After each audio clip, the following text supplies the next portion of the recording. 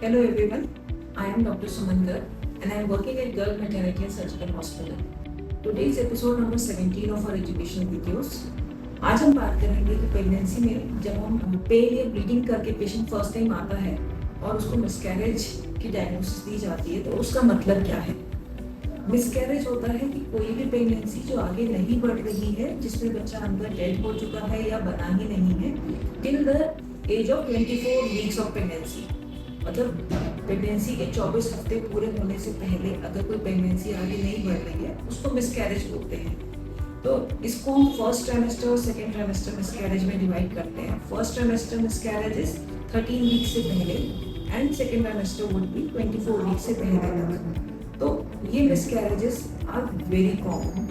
Common का मतलब लगभग 10 में से एक या दो प्रेगनेंसी में मिसकैरेज होता ही है रफली, कि अराउंड 15 to 20% भी से इंसिडेंस होता है मिसकैरेज का।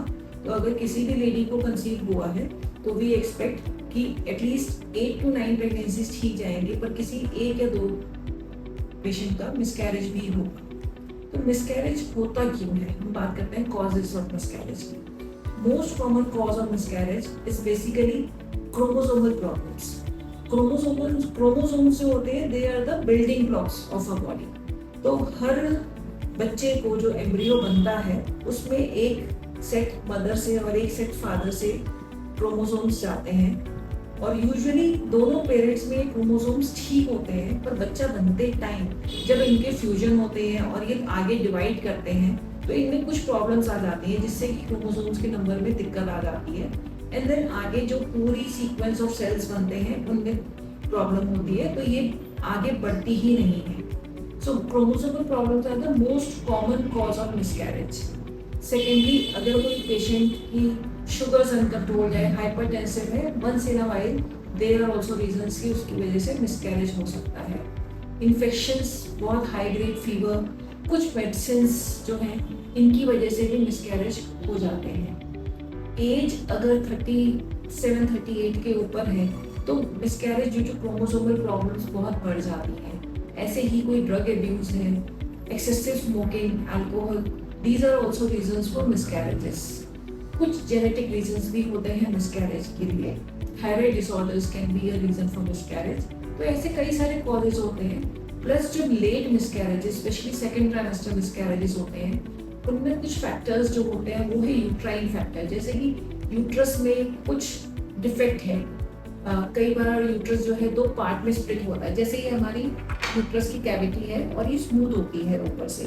तो इसको अगर हम कई बार देखते हैं कि यूट्रस दो पार्ट में ऐसे, इसको बाइकॉन्वेट यूट्रस या सेप्टेट यूट्रस बोलते हैं, इस तरीके से है, तो उसमें जो है मिसकैरेज होने का चांस ज़्यादा रहता है या प्रीमेच्योर डिलीवरी होने का चांस ज़्यादा रहता है। ऐसे ही जो lower part of uterus cervix होता है, इसकी लेंथ जब हम अल्ट्रासाउंड में चेक करते हैं कई बार कम आती है। इसको हम बोल देते हैं सर्वाइकल इनकॉम्पिटेंस, कि प्रेगनेंसी को होल्ड नहीं कर पा रहा uterus. So these are few reasons की जिसकी वजह से यूट्रस में इनहेरेंटली कुछ प्रॉब्लम्स होने की वजह से मिसकैरेजेस होते हैं। और एक और इम्पॉर्टेंट कॉज है दैट इज थ्रोम्बोफिलियास। थ्रोम्बोफिलियास होते हैं कि हमारे ब्लड की क्लॉटिंग में कुछ दिक्कत है जिसकी वजह से प्रेगनेंसी में ब्लड सप्लाई जो फीटस को जा रही है या जो प्लेसेंटा जो बच्चे की ऑनर बन रही है वो अच्छे से बन ही नहीं पाई, तो उस वजह से मिसकैरेज हो जाता है। So these are few reasons जिसकी वजह से मिसकैरेज होते हैं। And I would like to emphasize कि मिसकैरेजेस ऐसा कोई रीजन नहीं है जिसमें आपकी कोई गलती है जिसकी वजह से मिसकैरेज हुआ है। मिसकैरेजेस खाने पीने की वजह से नहीं होते, ट्रैवलिंग की वजह से नहीं होते, इंटरकोर्स करने की वजह से नहीं होते, भारी सामान उठाने या काम करने, स्टेयर्स ऊपर नीचे करने की वजह से नहीं होते। So we don't need to blame ourselves कि अगर आपका मिसकैरेज हुआ है तो आप ये सोचना शुरू करें कि आपने कोई गलती करी है इसलिए ये मिसकैरेज हो गया। तो मिसकैरेज डायग्नोसिस जो है वो हम अल्ट्रासाउंड पे करते हैं, और एक बार डायग्नोसिस होने के बाद मिसकैरेज की मैनेजमेंट कैसे करनी है वो हम नेक्स्ट वीडियो में करेंगे। Thank you.